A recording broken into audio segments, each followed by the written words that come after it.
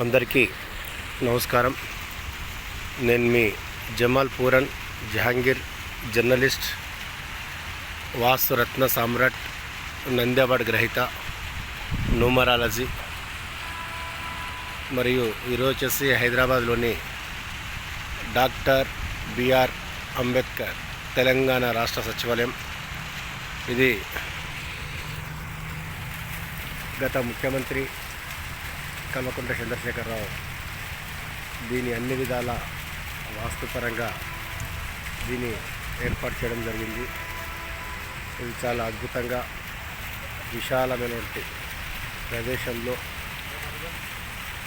పూర్వం రాజులు కట్టినట్లుగా ఈ గోపురాలు, వీటి డిజైన్స్, ఇది చాలా అద్భుతంగా దీన్ని ఏర్పాటు చేయడం జరిగింది.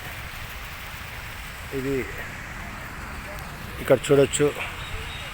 ఈ బోర్డు అనేది ఈ బిల్డింగ్కు టోటల్గా మధ్యలో ఉన్నది.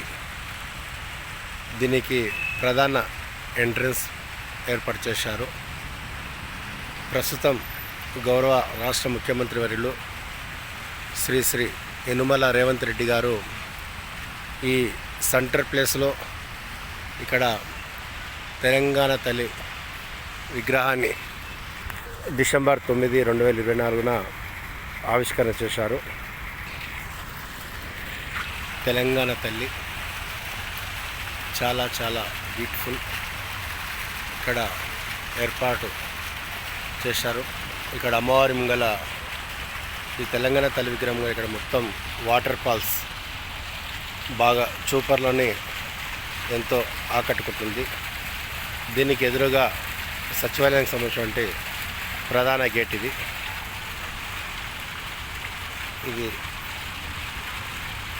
ప్రధాన గేట్. సెంటర్లో ఈ గేట్ కూడా సెంటర్లో ఏర్పాటు చేశారు.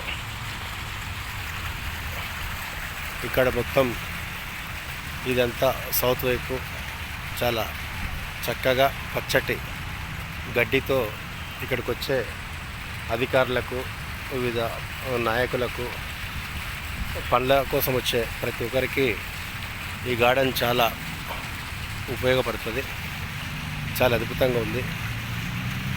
ఇది తెలంగాణ రాష్ట్రంలోని సచివాలయం.